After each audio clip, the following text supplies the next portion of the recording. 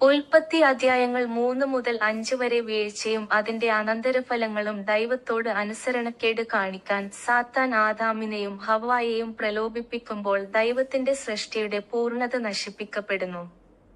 അവർ ഈ പ്രലോഭനത്തിന് വഴങ്ങുന്നു, ഇതിനെ വീഴ്ച എന്ന് വിളിക്കുന്നു. അവർ ദൈവവുമായുള്ള ബന്ധം തകർക്കുന്നു, തോട്ടത്തിൽ നിന്ന് പുറത്താക്കപ്പെടുന്നു. ദൈവം ഉദ്ദേശിച്ച അനുഗ്രഹത്തിന് പുറത്താണ് ജീവിക്കേണ്ടത്. ഈ ദുരന്തത്തിനിടയിലും ദൈവം മനുഷ്യരാശിയെ വീണ്ടെടുക്കാനുള്ള തന്റെ പദ്ധതി നടപ്പിലാക്കുകയാണ്. അധ്യായങ്ങൾ 6 മുതൽ 11 വരെ വെള്ളപ്പൊക്കവും ഒരു പുതിയ തുടക്കവും. മനുഷ്യന്റെ ദുഷ്ടതയോടുള്ള അനിഷ്ടത്തിൽ ദൈവം ഒരു വെള്ളപ്പൊക്കം കൊണ്ട് മനുഷ്യനെ നശിപ്പിക്കാൻ തീരുമാനിക്കുന്നു. നോഹയും ദൈവഭക്തനായ മനുഷ്യൻ കുടുംബവും മാത്രമേ ഒഴിവാക്കപ്പെടുന്നുള്ളൂ. അതിൽ നിന്ന് ഭൂമി വീണ്ടും ജനവാസമുള്ളതാണ്.